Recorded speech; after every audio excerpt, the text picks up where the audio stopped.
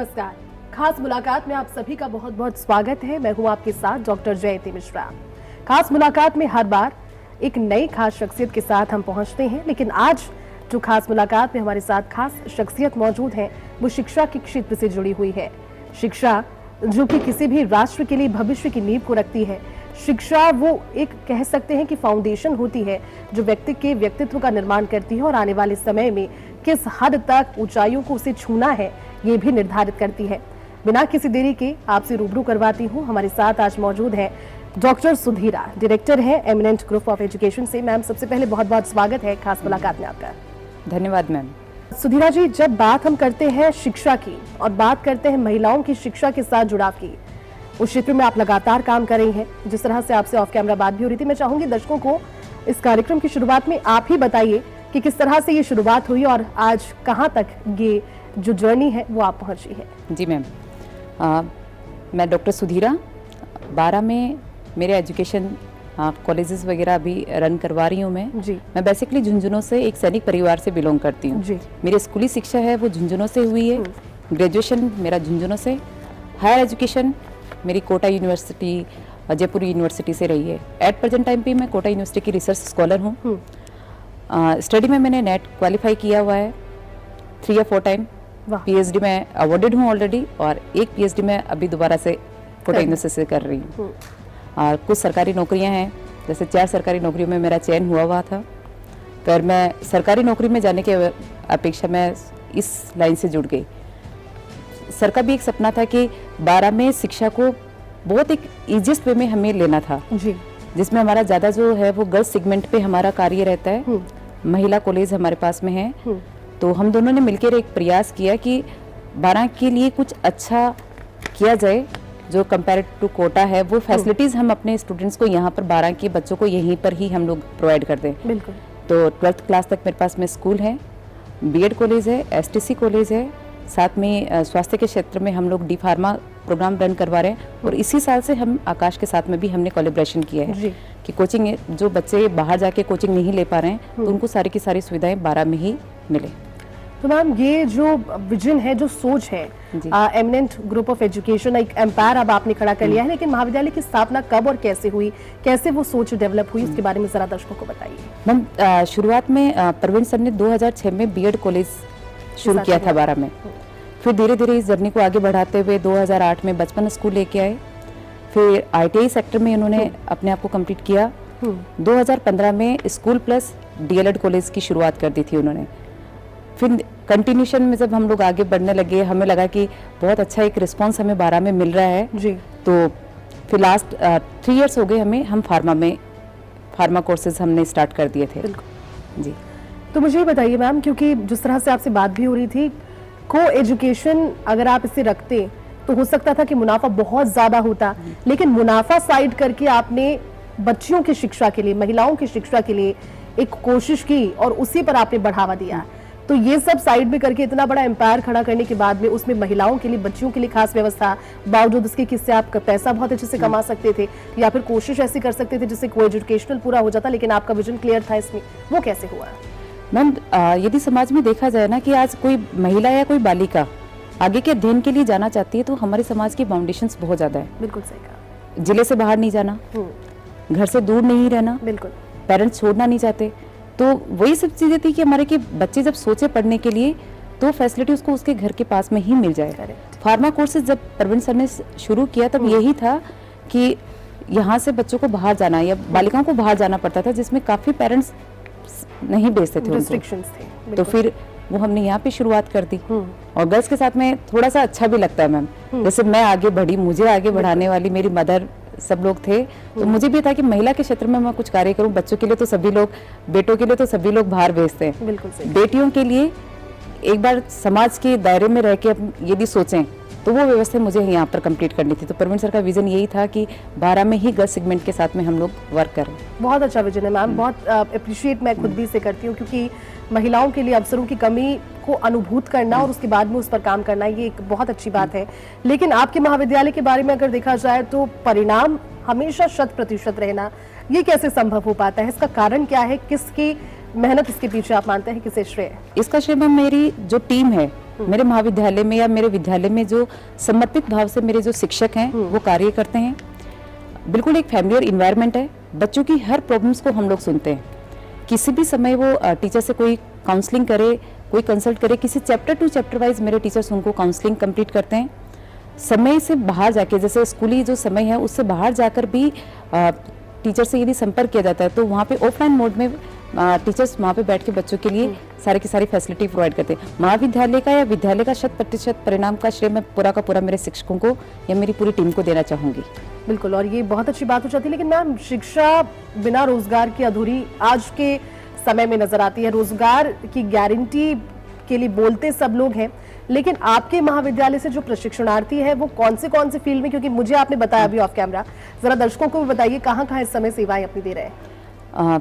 Ma'am, मेरे यहाँ से जो पढ़ाई करके जो विद्यार्थी गए हैं, बीएड और एसटीसी के जो विद्यार्थी हैं, शिक्षा का क्षेत्र तो है ही सही उनके लिए, शिक्षक तो वो बन ही रहे हैं, फर्स्ट ग्रेड में, सेकंड ग्रेड में, थर्ड ग्रेड में। इसके अलावा प्रशासनिक सेवा में भी मेरी एक बालिका गई हुई है, पुलिस सेक्टर है, डिफेंस सेक्टर है, सभी में अपना भाग्य जरूर आजमा रहे हैं। कई विद्यार्थी ऐसे भी हैं जो अपना एक प्राइवेट बिजनेस भी लेके, जिन्होंने अच्छी शुरुआत कर रखी है, प्राइवेट बिजनेस के साथ में भी उन्होंने अच्छी शुरुआत कर रखी है।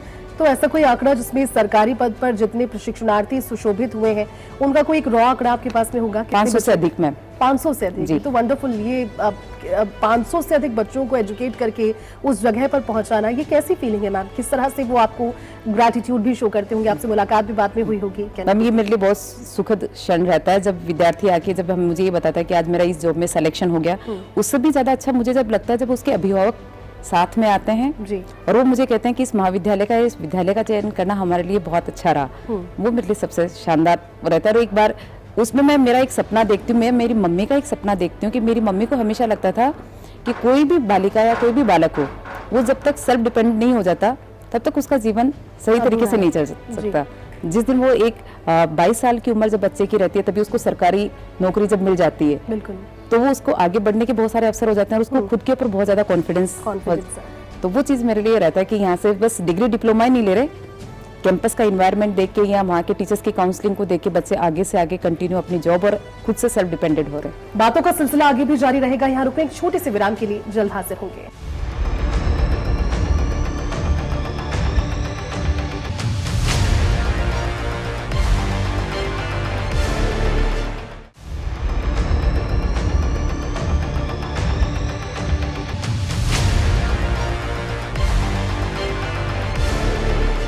ब्रेक के बाद आपका स्वागत है। खास मुलाकात में हमारे साथ मौजूद हैं डॉक्टर सुधीरा, डायरेक्टर है एमिनेंट ग्रुप ऑफ एजुकेशन से। उनके साथ आज खास बातचीत हो रही है। कोई ऐसा मोमेंट याद आता है जब पहली बार आप ही के इंस्टीट्यूट से पढ़ा हुआ कोई बच्चा या बच्ची पहुंची होंगी और उन्होंने आपको बताया होगा फोन करके या सामने मिलकर कि मेरा सिलेक्शन हो गया है? किस तरह की फीलिंग थी? जरा वो ऐसा कोई एक लम्हा याद आ रहा हो तो बताइए। जी मैम, प्रेम प्रकाश केवट 12 जिले से ही था। जब वो मेरे पास में स्टडी करने के लिए यहाँ पर आया था तो उसने मुझसे हेल्प मांगी थी किसी चीज को लेके कि मैं आर्थिक रूप से सक्षम नहीं हूँ और मुझे रहने के लिए व्यवस्था चाहिए जी। तो मैंने मेरे कैंपस में ऐसे विद्यार्थियों के लिए एक व्यवस्था कर रखी है जो बहुत मेधावी हैं, बहुत इंटेलिजेंट है, पर आर्थिक रूप से वो नहीं है। तो फिर उनके लिए हम निःशुल्क आवास व्यवस्था हमने दी। वो 2 साल तक वो विद्यार्थी मेरे पास में कैंपस, जब मेरा कैंपस का निर्माण कार्य था, मैं उसको देखती थी, वो पढ़ाई करता था। जब उसका जिले में प्रथम स्थान रहा, फर्स्ट रेट उसने एग्जाम दिया, फर्स्ट रेट देते ही उसका फोन कॉल था मेरे पास में रात को 12:30 बजे करीब कि मैम मेरा सिलेक्शन हो गया। वो मुझे बहुत खुशी से फील होती थी कि नहीं। और जब बच्चों के सिलेक्शन होते हैं और जब सोशल मीडिया पे जब ग्रुप के द्वारा डाला जाता है कि 1-2 बच्चे नहीं, एक सिलेक्शन, एक रीट में कम से कम 70 से 80 बच्चों का सिलेक्शन हमारे यहाँ से कंप्लीट रहता है। एक प्रीतम मीणा है, 12 से ये, वो अभी RS अधिकारी हैं, सांगोद में पोस्टेड हैं। उसका भी मेरे पास में था कि मैं जिंदगी में कुछ करना चाहती हूँ और आज वो जिस प्रशासनिक पद पर हैं तो वो चीज देखकर अच्छे लगते हैं कि यार कोई बेटी है या कोई बालिका है वो आज इस पद तक पहुंची है। आपने एक परिवार की दिशा को ही बदल दिया। वो परिवार जो शायद संभवतः बच्ची की पढ़ाई के बाद उसकी शादी के सपने देख रहा था, वो आज एक प्रशासनिक पद पर बैठकर अपने परिवार की शोभा बढ़ा रही है। इसके लिए आप धन्यवाद के पात्र। लेकिन मैम, इतना बड़ा ग्रुप, इसकी मॉनिटरिंग करने में चैलेंजेस अगर कोई आते हैं तो किस तरह से आप उनसे डील करती हैं? मॉनिटरिंग आप कैसे करती हैं इसकी? मैं मॉनिटरिंग में मेरे पास में सभी जितने भी जो डिपार्टमेंट है उसमें HOD हैं, उनसे मेरी back to back meetings complete रहती है। मॉर्निंग में हमारा फिक्स डिसीजन ये रहता है कि जो भी डे का शेड्यूल है वो हम लोग आपस में डिस्कशन कर लेते हैं। अभिभावक से मैं बहुत ज़्यादा कनेक्टेड रहती हूँ। खुद मेरा कैंपस में ही मेरा रेजिडेंस है, तो पेरेंट्स से और अच्छा, घर ही आपका वहीं पर है? मेरा घर भी वहीं पर ही है। तो जब मॉर्निंग में जब बच्चे आते हैं, उनके अभिभावक उनको छोड़ने के लिए आते हैं, तब मेरा उनसे इंटरेक्शन रहता है। उसके बाद में जब भी हमें कोई डिफिकल्टीज लगती हैं या पूरे वीक का जो हमारा शेड्यूल रहता है, तो वीकली हम लोग अपने फैकल्टीज के साथ में मीटिंग्स वगैरह ऑर्गेनाइज करते हैं। नहीं तो आजकल सोशल मीडिया पे ग्रुप्स बने रहते हैं हर डिपार्टमेंट के, आपको जो भी प्रॉब्लम आ रही है आप करें और देन हम उस चीज़ का आपस में बैठ के सोल्यूशन कर लेते हैं। तो बालिका शिक्षा को प्रोत्साहित करने के लिए कई योजनाएं भी आपका इंस्टीट्यूट चला रहा है, वो योजनाएं क्या क्या है? मैम, बालिका शिक्षा को आगे बढ़ाने के लिए कैंपस के द्वारा जब इसके 10 साल पूरे कंप्लीट हो गए थे 2016 में, तब प्रवीण शर्मा ने एक योजना चलाई थी कि जिन भी माता पिता की इकलौती संतान है जी, सिंगल डॉटर है, तो उसको संस्था ने अडॉप्ट कर लिया। उनकी एजुकेशन संस्था के द्वारा, संस्था ने उन्हें अडॉप्ट कर लिया है, तो उनकी जो शिक्षा है वो संस्था के द्वारा कंप्लीट करवाई जाती है। कितनी बच्ची हैं मैम? अभी तकरीबन मैम 40 के करीब 40 बच्चों को आप निःशुल्क शिक्षा दे रहे हैं और आवास भी उनमें से जिन्हें जरूरत है उन्हें आप मुहैया करवाते हैं। जो बच्चे एसटीसी और बीएड के हैं, जो आर्थिक रूप से कमजोर हैं या नहीं रह सकते बाहर, तो उनको हम लोग आवास फैसिलिटी प्रोवाइड करते हैं। बहुत अच्छी बात है मैम, क्योंकि आप सिंगल गर्ल चाइल्ड और इस तरह से बच्चियों के लिए प्रेरणा ही आप हैं, जिन बालकों के लिए जिन्हें जरूरत है उनके लिए आप कोशिश कर रही हैं। तो मुझे बताइए कि जिस तरह से अभी आपने आंकड़ा दिया कि 40 छात्राएं शिक्षा ग्रहण कर रही हैं, ये कोशिश कैसे आपने शुरू की, ये पहल कैसे शुरू की? इंस्टीट्यूट बना लिया, पढ़ाई करवा रहे हो, ये सब ठीक है, लेकिन उन बच्चों के बारे में सोचना, उन परिवारों के बारे में सोचना, ये कैसे संभव हो पाया? मैम, आर्थिक रूप से स्टेबल थे हम लोग। अपने आंखों के सामने उन बच्चियों को बढ़ते हुए देखना चाहते थे। जैसे कोई डाइवर्सी मदर है या सिंगल मदर है, वो नहीं पढ़ा सकती। बिल्कुल सही कहा। एक बार का मेरे को एक सेंटेंस याद है कि एक मदर ने आके मुझे ये कहा था कि इतनी बड़ी बिल्डिंग में मैं मेरी बच्ची को पढ़ाने का सपना नहीं देख सकती हूँ। वो बात मुझे बहुत ज़्यादा लगी थी कि यार पेरेंट्स स्कूल के सामने से गुजरे तो वो ये नहीं कह सके कि इस स्कूल की मैं फीस अफोर्ड नहीं कर सकता हूँ। बिल्कुल सही। उसके लिए मैं और प्रवीण सर हमेशा से तैयार थे। तो मैम, वर्तमान में कैंपस में किस तरह की फैसिलिटीज अवेलेबल हैं, जरा दर्शकों को बताइए। मैम, कैंपस में सारी डिजिटल फैसिलिटी जो आज के टाइम पीरियड में रिक्वायरमेंट है वो सब चीज़ें हैं। स्पोर्ट्स के लिए बहुत सारी सुविधाएं हैं। जैसे बच्चों का एक रहता है कि मैं घर पे जाके ये बताऊं कि मेरा कैंपस या मेरा स्कूल कैसा है, तो वो सारी फैसिलिटीज हमने वहाँ पे लिए। बहुत ड्रीम कैंपस हमने बनाया हुआ। एक बड़ा सा स्विमिंग पूल है जो बच्चों का सबसे ज्यादा अट्रैक्शन ऑफ पॉइंट है कि एक स्विमिंग पूल भी वहाँ पे होना चाहिए। हॉर्स राइडिंग भी वहाँ पर कंप्लीट हो। जी बिल्कुल। और ग्रीन कैंपस मेरा पूरा कंप्लीट है। डिजिटल लाइब्रेरी भी वहाँ पर है। और मोटो और विजन क्या है इंस्टीट्यूट का? मैम, मोटो विजन एमिनेंट ग्रुप का ये है कि हर अभिभावक तक जो ये सोचना चाहता है कि ना मैं मेरे बच्चे को बेहतर एजुकेशन दूं, वो हम उन पेरेंट्स को पहुंचा सके और विद डिसिप्लिन। एमिनेंट के लिए बारे में यही कहा जाता है कि बहुत हार्ड एंड स्ट्रिक्ट डिसिप्लिन है। और मैं मेरी लाइफ का विजन या मैं यही मानती हूँ कि यदि आपकी लाइफ में डिसिप्लिन है बिल्कुल तो आपको सक्सेस 100% मिलेगी। ठीक है, तो वो चीज़। मैम, अगला सवाल, क्योंकि एजुकेशन फील्ड में पीडीयू एंड एमिनेंट ग्रुप 12 का सबसे बड़ा क्योंकि एजुकेशन का हब है, कौन से कोर्सेज वर्तमान में संचालित किए जा रहे हैं, किस तरह से इसे आगे भी बढ़ाया जाएगा आने के लिए, आने वाले समय के लिए विजन कोर्सेज के लिए क्या क्या है? ओके मैम, 12th क्लास तक मेरे पास में आरबीएससी स्कूल है, बीएड कॉलेज है 100 इंटेक के साथ में, एसटीसी कोर्स संचालित है, हेल्थ सेक्टर में डी फार्मा कॉलेज है। अभी रिसेंट में जैसे इसी मैंने पहले आपको बताया था कि आकाश एजुकेशन हमारे साथ में, आकाश कोचिंग के साथ में हमने कोलैबोरेशन किया है। और आगामी में हमारे बीएससी नर्सिंग और जीएनएम के 2 प्रोजेक्ट्स हैं। और कर्मचारी, क्योंकि इतना बड़ा इंस्टीट्यूट है तो स्टाफ भी वैसा ही है, उनके चयन के लिए किस तरह की कोशिशें हैं, किस तरह की रिक्वायरमेंट्स कर्मचारियों के चयन के लिए? हम कर्मचारियों के चयन में मैं विशेषतः डिग्री डिप्लोमा से ज़्यादा मैं उसकी कर्तव्य निष्ठा देखना चाहती हूँ कि वो संस्था के लिए जैसे वो मेरे साथ में कोलैबोरेट करे तो उसके लिए उस संस्था को समझना और उस संस्था के लिए अपना समर्पण भाव रखना, वो मेरे लिए सबसे ज़्यादा प्रायोरिटी रखता है। समर्पण भाव के साथ अगर आपके साथ जुड़कर काम करें और चाहे तो आप वेलकम करेंगे उन्हें? बिल्कुल मैम, बिल्कुल। सोशल मीडिया के बारे में क्या विचार है आपका? सोशल मीडिया प्लेटफॉर्म पर वर्तमान समय में विद्यार्थी जुड़ते भी हैं, अच्छे इम्पैक्ट्स भी हैं और नेगेटिव इम्पैक्ट्स भी हैं, आप इससे कैसे देखते हैं? आपका विजन क्या कहता है इसको? एटलीस्ट मैम मैं ये मानती हूँ कि स्टूडेंट लाइफ तक तो बच्चे को सोशल मीडिया से दूर ही रहना चाहिए। दूर रहना चाहिए। बहुत कुछ अच्छा भी उस पे कंटेंट मिल रहा है, पर उतनी समझ एक बच्चे में नहीं रहती कि मुझे कौन सा चीज देखनी है और मुझे कौन सी चीज नहीं देखनी। इसमें मैं इंपॉर्टेंट रोल यही प्ले करना चाहूंगी कि भाई पेरेंट्स को इस चीज को कंट्रोल करना चाहिए। कई पेरेंट्स हमें आके मुझे कहते हैं पर्सनली कि मैम मेरा बच्चा मोबाइल बहुत ज्यादा देखता है, तो मैं पर्सनली उनसे ये काउंसलिंग करती हूँ कि आप कीपैड फोन रखना चालू कर दीजिए मैम। कोई चीज यदि कोई एसेसरीज घर में है तो आप उससे बच्चे को दूर नहीं रख सकते। अब आपको ये भी लगता है कि वो कंटेंट गलत देख रहा है या वो बहुत ज्यादा मोबाइल एडिक्ट हो गया है, तो उसको कंट्रोलिंग करना हम सब लोगों के हाथ में है। अब भी बच्चे को इतना नहीं समझा जा सकता कि ये कंटेंट आपको देखना है, ये कंटेंट नहीं देखना है। सही बात। ये चीज वो रिस्ट्रिक्शंस कहीं ना कहीं पेरेंट्स और परिवार से आने चाहिए एक थॉट की तरह। जी मैम मुझे बताइए, क्योंकि अब तो एक नई एजुकेशन पॉलिसी भी है, तो नई शिक्षा नीति को लेकर के आप किस नजरिए से नई शिक्षा नीति को देखते हैं? मैम नई शिक्षा नीति के मैं एक फैक्ट को मैं बहुत ज्यादा उसमें मानती हूँ कि वो किताबी ज्ञान तक ही सीमित नहीं है, बच्चे के प्रैक्टिकल नॉलेज को इंक्रीज किया है इसमें कि बच्चा करके सीखेगा तो उसकी लर्निंग ज्यादा रहेगी।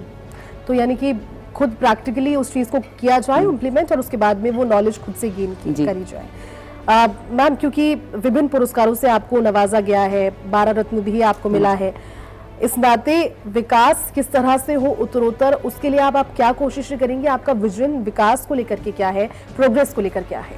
मैम मेरा विजन या मेरा जितना टाइम मैं मेरे संस्थान को देती हूँ, मेरा विजन यही रहता है कि जो प्रोग्रामिंग मैं चला रही हूँ उसकी मैं सक्सेस रेट इस चीज़ से मानती हूँ कि यहाँ से बच्चा जो डिग्री डिप्लोमा लेके नहीं जाए वो कहीं ना कहीं कैरियर ओरिएंटेड हो जाए।